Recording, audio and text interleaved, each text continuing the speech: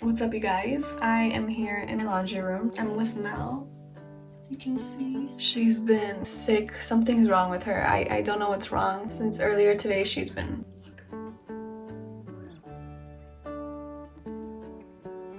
really weird. I think she's egg bound, so she's soaking in a little tub of warm water and Epsom salt. I kind of keep her in here for a few minutes and then I bring her over to the towel to just let her chill. But yeah, I'm sorry about the quality. I'm using my phone. I wasn't sure if I was gonna vlog this or not, but if she doesn't get better by tomorrow, then I will be taking her to the vet, and I thought it would be like a good chance to, I mean, I've never taken a chicken to the vet, so I thought it would be cool to vlog that and just see what it's like. So I thought I would get started on the video. I've lost a lot of chickens since I started my chicken journey, but Mel has been a trooper. She was part of the first group of chicks I ever got, and she survived this crazy hawk attack, and she's been super special to me ever since. And I just love her so much, and it sucks that when things like this happen, it always seems to happen to like my favorite chicken. I know I didn't talk about this on my channel or on Instagram, but if you guys remember my rooster Big Bird, my cute little fluffy yellow rooster, he was actually taken by an animal. I think it was a raccoon. I know because there were traces of his feathers like being dragged out to the back of the property. And I never talked about it because it just really bummed me out a lot. I cried so much. He was also really special. Come on! Come on, little Roo! Come on! He had an injury that I had to take care of for weeks, and through that time he really bonded with me, and he was like my little cuddly baby. He was the mini one out of all of them, and yeah, something took him, and now something's wrong with Mel. Like my other special chicken that I love so much. She's the first one to run to me every day. Mel! Hi, Mel! Hi, Gorda! Hi! She's the first one to jump on my lap, the only one to ever jump on my lap.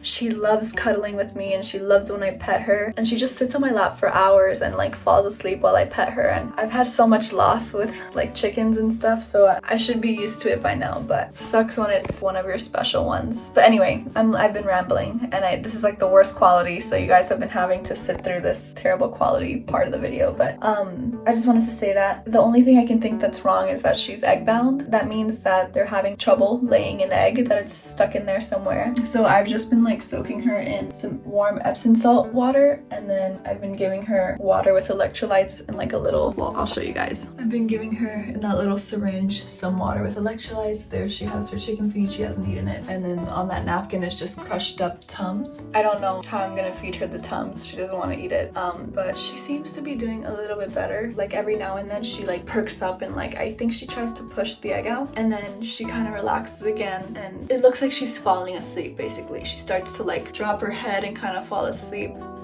A lot of times that means they're like towards the end, but she has these spurs where she just wakes up and looks around and tries to push. So I'm hoping that that's really what's going on, that she's just trying to push every now and again. And Mel, my little chicken, you're my favorite girl.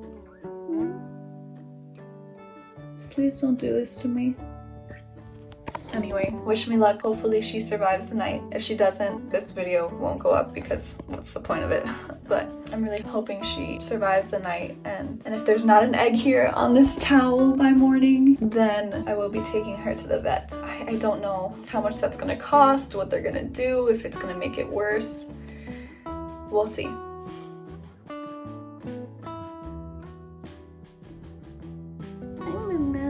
Are you doing better? You're pooping and your eyes are open. You want to go to the vet today?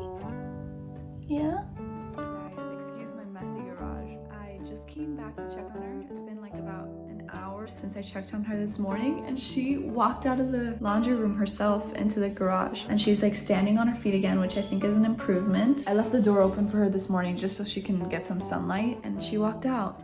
So I found a vet that takes chickens and I'm like getting myself ready. I'm about to head over right now. I pulled down a like cat carrier that I used to have for my old cat and I'm hoping I can take her in that. Let me show you. I have to like prepare the whole thing and I have to leave soon because they said I have to be there by 11:30 and it's super far away. All right, so here's the carrier. I'm just gonna fill the bottom with just a bunch of paper towels just to make it cozy for her. Okay, this looks good. I don't have a door to the carrier, but I doubt she's gonna try and run out and I'm gonna be with her the whole time. So let's go ahead and try and put her in here and head on out.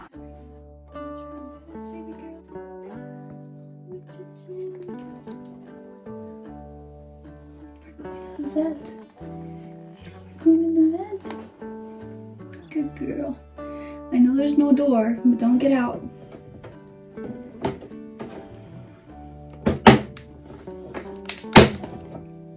Okay. Be good, my sweet chicken. You're gonna feel better soon, I promise. I'm sweating so much. I've been running around like crazy, but I got her in. Now let's head on over to the vet.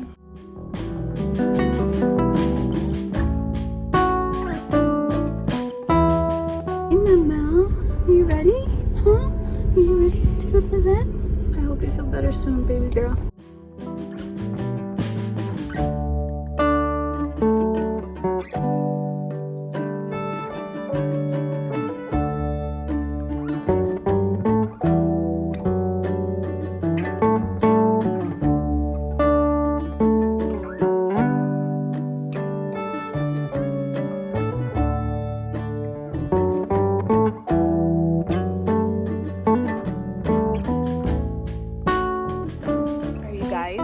I just dropped her off and things are so different now. I can't be in the room with her, and because it was like a last minute appointment, she's gonna be here all day and the doctors are gonna look at her when they have time. So yeah, I just dropped her off. I'm still sitting out here because I don't want to leave. It was so weird, like just giving her off. I wish I could be there in the exam room and see how they examine her and stuff, but it's just not gonna work out that way. So I might go get something to eat and come back. I live pretty far from the vet, so I can't go home, so I'm just gonna hang around until they call me. Hopefully everything's okay. They're gonna do, I think they might do an x-ray if they can't find the problem with just examining her, so we'll see. 2 hours later. So I am here at a restaurant to eat lunch. I have to wait, I don't even know how long. I think even maybe until they close, because like I said, they squeezed me into their schedule, so the vets are gonna look at her whenever they get a chance. It kind of sucks that I won't be able to like be in the room with her while they do the exam, just to like, you know, help. I mean, I don't know what's wrong with her, but I could tell them like, you know, things that I've noticed, even though they did ask me a bunch of questions. But still, you know, she's my girl and I just hate like just dropping her off and that's it. Like, I like to be there and see what they do and stuff like that, but that won't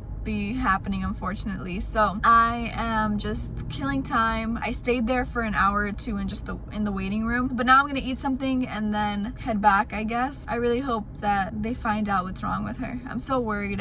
I'm not gonna lie, I did tear up a little bit when I had to hand her over, but I just have to be positive and hope that everything will be okay. So I'm gonna go stuff my face and I'll update you guys later. Eventually. Alright, you guys, I just got back to the vet and on my way here, they called me to just update me on Mel, and she got her exam done. The vet said that she didn't feel an egg, like she does not have an egg stuck in her. She's not egg bound. She said that she listened to her heart and lungs and they both sound normal. Everything sounds good. So it's not an upper respiratory infection or anything like that. She says that she's really weak and her temperature was really, really low. She did find 2 masses in her abdomen. She said it could be cancer or an egg that was trying to form and didn't really fully form and maybe got infected or something like that. She kind of just basically told me to just prepare myself. She's really, really weak and sick. If it's cancer, you know, there's really nothing you can do, and if it's something else, she really wouldn't survive a surgery, and to put a chicken through a surgery, like she says that she's really, really skinny and that she's just really weak and doesn't think she would survive a surgery, and I honestly wouldn't want to put her through a surgery, but she is going to do an x-ray just to be sure and see what the masses are. You know, what if it's something that can clear up with antibiotics? What if it's some kind of inflammation or something? So they are going to do a quick little x-ray and then they'll let me know. But I already did my crying. I did not want to cry on camera, but yeah, it seems like this video is gonna have a little bit of a sad ending, so I'm just gonna head inside and just wait to to see what the x-ray shows. And hopefully it's something that with antibiotics can clear up. I just don't understand. She's been fine. For her to just suddenly out of nowhere be so sick and have like masses in her, like if like cancerous masses, I don't know. It could be cancerous, it could not be, but it's just so crazy because she was fine. But yeah, anyway, I'm just gonna head inside.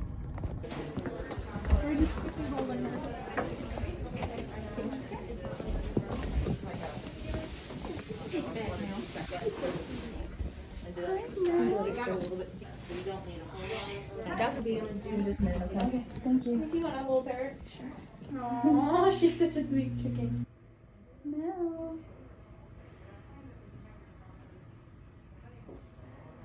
It's okay. It's okay, Mel. Mel.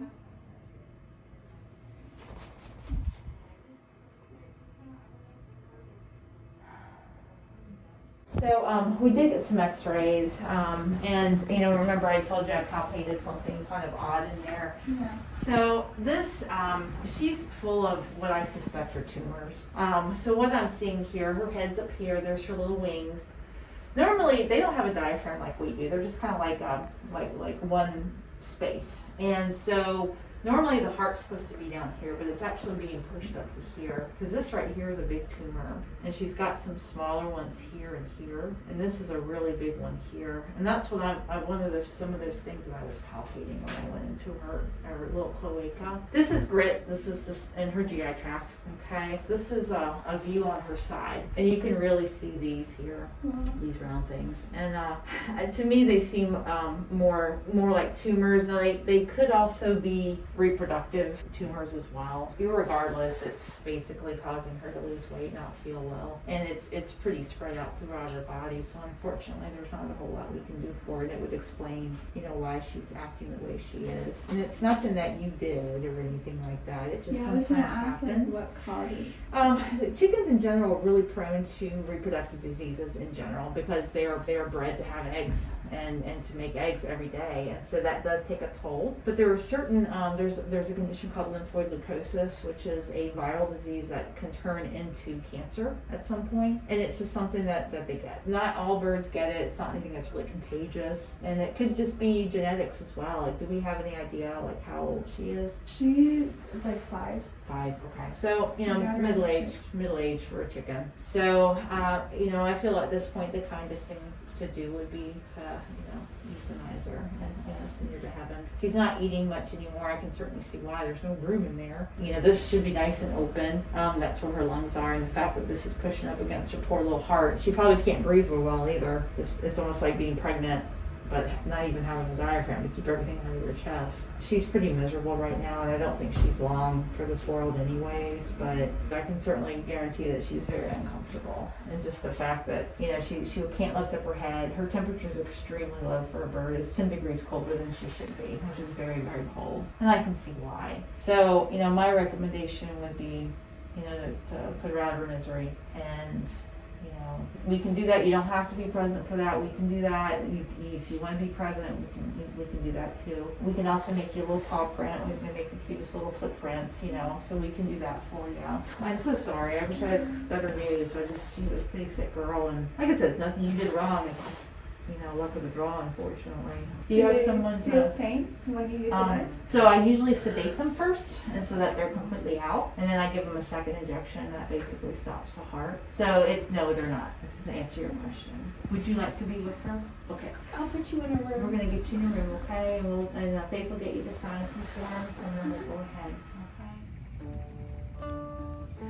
I honestly didn't think this video would end like this, and I'm sorry for such a sad ending, but unfortunately Mel didn't make it. I'm back at the farm. I'm just gonna find a spot to bury her here. She was fine a few days ago. I would have never imagined that that's what she looked like on the inside. And she passed away on her own at the vet. When I was trying to decide whether I should bring her home or put her down, I had walked outside to call my mom, and as I walked back in, the vet just put her in my arms and said that she was passing.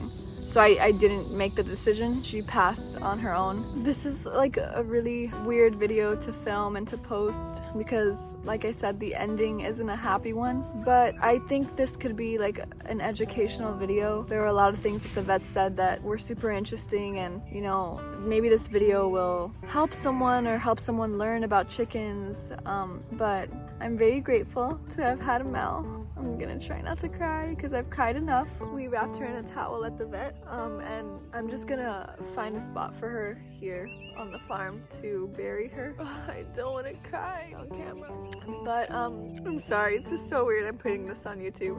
But a few days before this happened, I actually had a really sweet moment with her, which I'm really grateful for. I had walked out. I'm not gonna be able to talk if I keep crying. I had walked out to eat my cereal outside. I was eating cereal. I never eat cereal, but I wanted to get some fresh air, so I came outside, and of course Mel comes running and she jumps on my lap and she just like crouches down, gets all cozy, and just like falls asleep on my lap. I like literally was petting her for so long and she loved it. I was like, I wonder when she's gonna get up, but it was such a nice moment that I had with her, and I'm glad that I had that moment before this all happened. She was my favorite chicken. She's the first one to come running to me. You know, whenever I come outside, she's not scared. I can walk around her, I can pick her up, grab her, be crazy around her, and she trusts me so much. She's never been scared of me. She loves to cuddle. I remember I used to sit like this on the grass, and if she was nearby, she'd come and like jump on my back.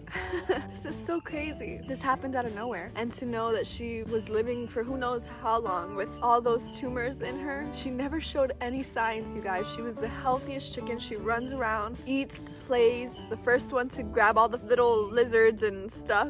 So yeah, this is kind of like unexpected, but she's gone now, wrapped in a cute little pink towel. Oh, and her crazy story from when she was a chick that I want to talk about really quick. I think I've talked about this story in one of my older videos, but she was part of the first group of chicks I ever got. That group was actually attacked by a hawk. I ran out and I caught the hawk with one of the chicks in its claws, and I was like, hey, hey, and like the hawk flew away, but that chicken didn't survive, and the rest were gone or missing or just scattered on the grass. I remember being in the living room and I was sobbing, like crying uncontrollably because I had lost all the chickens and this hawk came out of nowhere, and next thing I know, I see this cute little chick just hop up into the living room, and she comes like walking into where I am, and I was like, oh my god, I thought I had lost them all, but Mel, little survivor, I don't know how she survived that or where she hid, but she heard my voice and walked into the living room. I had left the front door open. She walks into the living room and I was like, oh my goodness, it was so crazy. She was the survivor of that batch, and I've had her ever since. She was, like I said, part of the first group of chickens I've ever had, and maybe that was the reason why she was so close to me. I don't know, or so trusting, but yeah, she was the cutest. I love her. Hopefully all my cuddles and all the photo shoots. She loved the photo shoots. She was always such a good girl whenever I would steal her to come and take pictures with me for Instagram. I'm so sorry about the sad ending, you guys. Hopefully it was educational, you know, seeing the x-rays and hearing from the vet. Thank you guys for all the support on Instagram. I got so many DMs of you guys sending support and like trying to help me out and figure out what was wrong with her. Anyway, I'm gonna go bury her, and yeah, hopefully my next video is a little bit happier. Mel! Hi, Mel.